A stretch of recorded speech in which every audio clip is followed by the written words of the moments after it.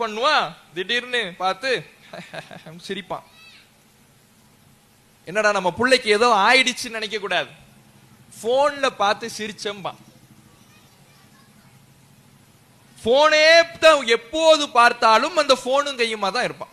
பார்க்கிறோமா இல்லையா?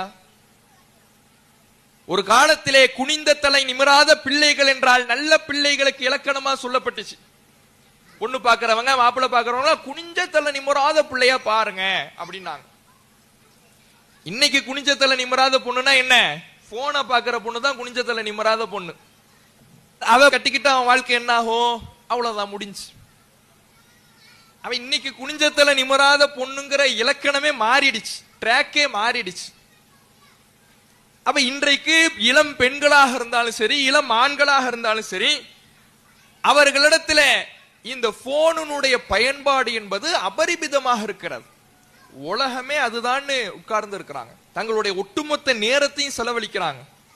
சில பேரை பார்த்தா எத்தனை மணிக்கு நீ தூங்குவன்னு கேட்டா ஒரு மணி 2 மணி ஆயிடுங்கிறான். சாதாரணமா நீ 2 மணிக்கு தூங்குறீன்னா எத்தனை மணிக்கு எழுந்திருப்ப?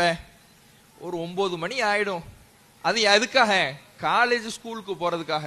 இல்லைன்னா 12 மணி ஆயிடும். விடியறதே நான் 12 மணிக்கு தான். 2 மணி வரை அப்படி என்னப்பா செஞ்ச?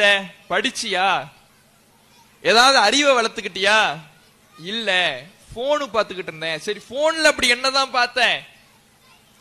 ரீல்ஸ், இன்ஸ்டாகிராம், யூடியூப், பேஸ்புக், இது போன்ற வலைதளங்களிலே பதிவிடப்படுகின்ற ரீல்ஸ், அதிலே கணவன் மனைவியாக இணைந்து அவர்கள் கூத்து கும்மாளம் அடிக்கக்கூடிய வீடியோக்களை, தன்னுடைய வாழ்க்கைக்கு எந்த விதத்திலையும் பயன் தராத பல கேளிக்கைகளை, ஒரு இஸ்லாமிய இளைஞன் எதையெல்லாம் பார்க்க கூடாதோ, ஒரு முஸ்லிம் எதையெல்லாம் காணக்கூடாதோ அதையெல்லாம் ரீல்ஸ் என்கின்ற பெயரிலே இந்த உலகம் பதிவிட்டுக் கொண்டிருக்கின்ற பொழுது, அது இன்றைக்கு சர்வ சாதாரணமான பழக்கமாக ஒவ்வொரு மனிதனுடைய உள்ளங்கையிலேயும் நுழைந்திருக்கின்ற பொழுது, அதை விட்டு துறந்து வராமல் அதை நான் பார்த்துக்கிட்டு இருந்தேன், இப்பதான் ஓபன் பண்ண 3 மணி நேரம் எப்படி ஓடுனுச்சுன்னே தெரியும்.